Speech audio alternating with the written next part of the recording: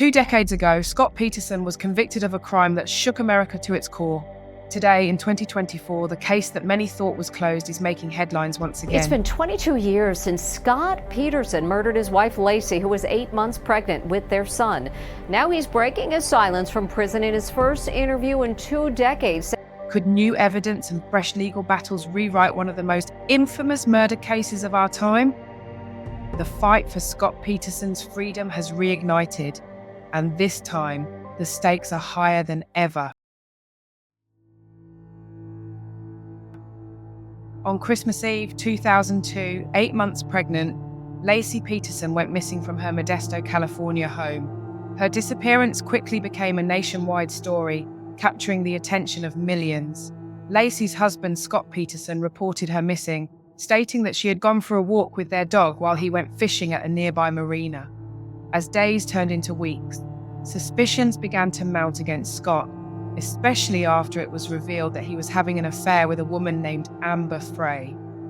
Despite Scott's claims of innocence, the discovery of Laci's body months later in the San Francisco Bay, near where Scott had been fishing, led to his arrest and eventual conviction. Why should anyone want to hear your side of the story? Because I didn't kill my family. Fast forward to 2024, and the fight for his freedom has taken on new life, with recent developments raising serious questions about the evidence that led to his conviction. In 2024, a California judge approved new DNA testing on critical evidence from the original trial. This decision is pivotal, as Peterson's defense team argues that the evidence used to convict him was flawed and that new testing could uncover information supporting his innocence. The Los Angeles Innocence Project, known for overturning wrongful convictions, has taken up Peterson's case, asserting that several pieces of evidence were either mishandled or misinterpreted during the trial. Their involvement has added significant weight to the argument for a retrial. Let's dive deeper into the specific reasons why the evidence in Scott Peterson's case is disputed. The recordings of phone calls between Peterson and Amber Frey, where Peterson is heard lying about his whereabouts and relationship status, were a key part of the prosecution's case. I've lied to you when I've been traveling. Okay. The girl I'm married to, her name is Laci. She disappeared just before Christmas. For the past 2 weeks, I've been in Modesto with her family. However, the defense argues that these calls were taken out of context, portraying Peterson in a negative light without providing direct evidence of his guilt. Multiple witnesses reported seeing Laci walking her dog after the time the prosecution claimed she was killed. These accounts, which contradict the timeline presented by the prosecution, were not thoroughly investigated, according to the defense. The failure to fully explore these sightings raises questions about the accuracy of the prosecution's narrative. December 24th, after Scott had left for the day, neighbors reported seeing Laci and Mackenzie, the dog. There were roughly 14 in the neighborhood who called in, represented by these pink dots. The police only called back 4. Laci was alive the morning of December 24th. It's undisputed, and all Scott's activities on December 24th are accounted for. And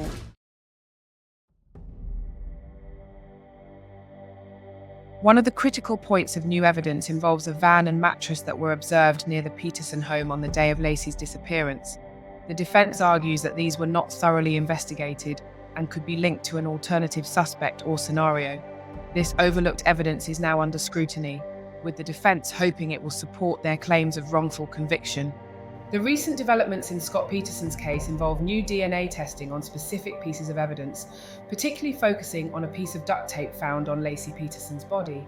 This testing was approved by a California judge as part of Peterson's ongoing efforts to challenge his conviction.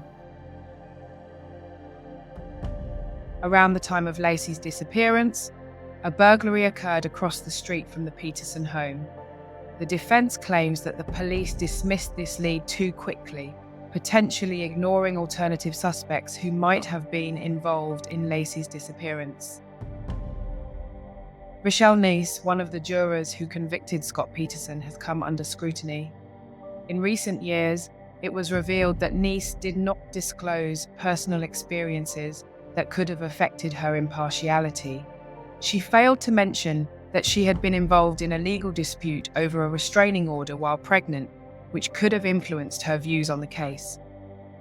Peterson's defense argues that this non-disclosure violated his right to a fair trial and is a key factor in the push for a new trial.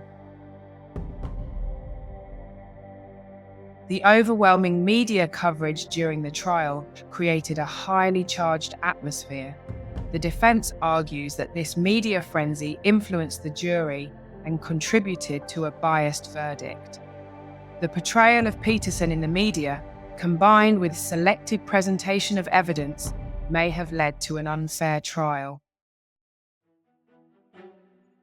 On August 20th, 2024, the docuseries Face to Face with Scott Peterson premiered on Peacock, reigniting public interest in the case. Scott Peterson is a liar, a cheater. On the surface, he did it. But how?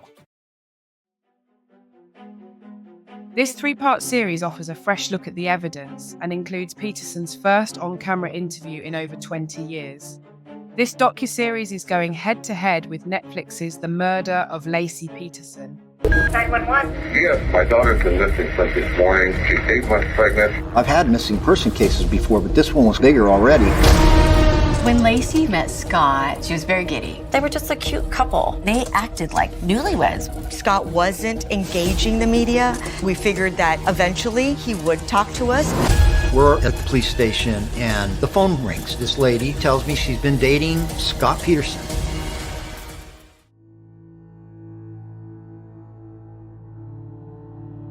The contrast between these two perspectives has fueled public debate, with viewers grappling with different narratives and interpretations of the case.